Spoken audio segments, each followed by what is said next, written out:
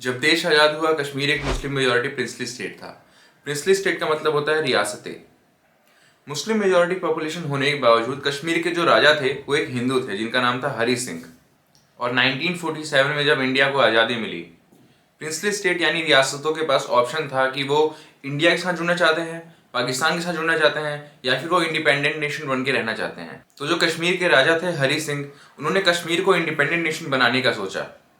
यानी स्टार्टिंग में कश्मीर ना ही इंडिया का पार्ट था और ना ही पाकिस्तान का पार्ट था। ये सब होने के बाद अक्टूबर 1947 में पाकिस्तान के एक ट्राइबल ग्रुप जिसका नाम था पश्तून मशहूर, उन्होंने कश्मीर पर आक्रमण कर दिया। यह आक्रमण देश को आज़ादी मिलने के 1 महीने बाद ही हुआ था और इस अटैक को उन ट्राइबल ग्रुप्स ने नाम दिया था ऑपरेशन गुलमार्ग। कश्मीर पर अटैक करने के बाद 25 अक्टूबर तक उन ट्राइबल ग्रुप्स ने बारामूला डिस्ट्रिक्ट को कैप्चर कर लिया था। अब ये जो बारामूला डिस्ट्रिक्ट है, ये श्रीनगर के बहुत ही पास है। मैं आप लोगों को मैप में दिखा देता हूँ कि ये जो बारामूला डिस्ट्रिक्ट है ये है कहाँ पे। ये जो बारामूला डिस्ट्रिक्ट है ये पाकिस्तान के भी बहुत पास है और जम्मू कश्मीर के कैपिटल श्रीनगर के भी बहुत पास है। पर यहाँ कर दी उन ट्राइबल्स ने गलती। आखिर पाकिस्तानी तो पाकिस्तानी है। बारामूला डिस्ट्रिक्ट को कैप्चर करने के बाद वो लोग 2 दिन तक वहीं पे रुके रहे और बारामूला डिस्ट्रिक्ट से सिर्फ 50 किलोमीटर दूर है श्रीनगर। और उस टाइम श्रीनगर में एक एयरफील्ड था जो कि ऑब्वियसली अभी भी है। और इसके बाद जो कश्मीर के राजा थे हरि सिंह, उनके अंदर बैठ गया डर कि कहीं पाकिस्तान के सामने उन्हें सरेंडर ना करना पड़े। तो कश्मीर के राजा ने भारत की तरफ अपना रुख मोड़ लिया और इंडिया से रिक्वेस्ट की कि आप इंडियन आर्मी को भेजकर पाकिस्तान से कश्मीर को बचाएं। और उस टाइम इंडिया के जो प्राइम मिनिस्टर थे पंडित जवाहरलाल नेहरू, वो इंडियन आर्मी को भेजने के लिए मान गए और कश्मीर के राजा ने इंस्ट्रूमेंट ऑफ एसेशन पर साइन कर दिया। अभी जो इंस्ट्रूमेंट ऑफ एसेशन है ये क्या होता है? उस टाइम जो प्रिंसली स्टेट्स इंडिया से जुड़ना चाहते थे, उन सब प्रिंसली स्टेट्स को इंस्ट्रूमेंट ऑफ एसेशन पर साइन करना पड़ता था। Basically instrument of accession is nothing but a agreement, जिस एग्रीमेंट पर साइन करने के बाद प्रिंसली स्टेट इंडिया का पार्ट बन जाती थी।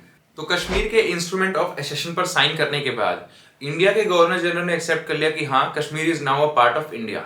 और कश्मीर इंडिया का पार्ट बना 27 अक्टूबर 1947 में। और समय रहते ही भारतीय जवानों ने दिल्ली से उड़ान भरी, श्रीनगर में लैंड किया और उन पश्तून मसूद ट्राइबल्स को कश्मीर से निकाल दिया।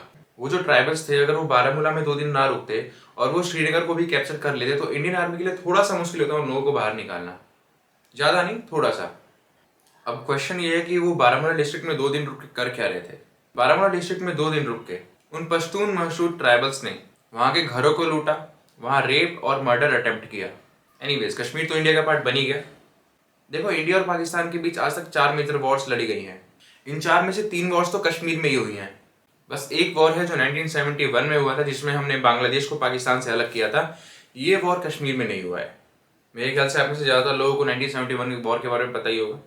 और ये जो बाकी बचे 3 वॉर्स हैं जो कश्मीर में लड़ी गई थी, इनमें से पहला है जो 1947 में हुआ था, दूसरा वॉर 1965 में हुआ था और तीसरा वॉर 1999 में हुआ था। जो फर्स्ट वॉर है 1947 वाला, ये तभी हुआ था जब ये पश्तून मसूद ट्राइबल्स ने इन्वेड किया था कश्मीर को। लेकिन इसमें सिर्फ वो ट्राइबल्स और इंडियन आर्मी के बीच लड़ाई नहीं हुई थी। इस वॉर में पाकिस्तानी आर्मी, पाकिस्तानी एयरफोर्स सभी इन्वॉल्व थे। 1954 से 2019 तक जम्मू कश्मीर एक स्टेट था और 2019 यानी 2019 में इसे एक यूनियन टेरिटरी बना दिया गया।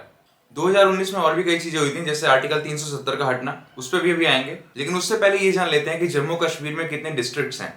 तो ये गवर्नमेंट की ऑफिशियल वेबसाइट है और इसके अकॉर्डिंग जम्मू कश्मीर में 20 डिस्ट्रिक्ट्स हैं। अब आते हैं आर्टिकल 35 से और आर्टिकल 370 पर।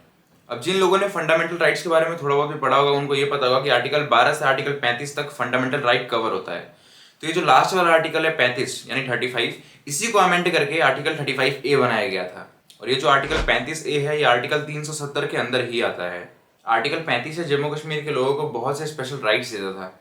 सिर्फ राइट्स ही नहीं, जम्मू कश्मीर का एक अलग से कॉन्स्टिट्यूशन था और साथ ही में उनका अलग से फ्लैग भी था। अब आप खुद सोचिए कि जम्मू कश्मीर का अलग कॉन्स्टिट्यूशन होने से हमारा क्या घाटा है। जैसे हम भारतीय अभी किसी भी स्टेट में चले जाएं, किसी भी राज्य में चले जाएं, वहाँ पे जो लॉ हमारे लिए होगा वही लॉ वहाँ के लोकल्स के लिए होगा। जो नियम हमारे ऊपर लागू होंगे वही नियम वहाँ के लोगों के ऊपर भी लागू होंगे।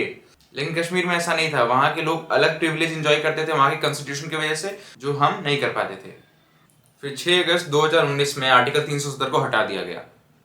पॉलिटिकल पार्टीज डरती थी कि अगर हमने कश्मीर में कोई भी चेंजेस किए तो टेररिस्ट अटैक्स और बढ़ जाएंगे, आतंकवादी गतिविधियां और बढ़ जाएंगी।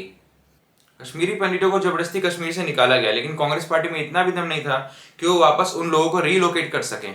खैर, वापस आते हैं अपने टॉपिक पर।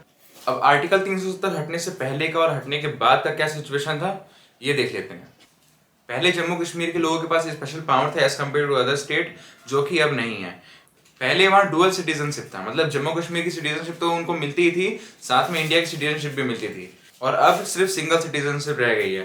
पहले उनका सेपरेट फ्लैग हुआ करता था, जो कि अब नहीं है। अब वहाँ पे भी तिरंगा लहराता है।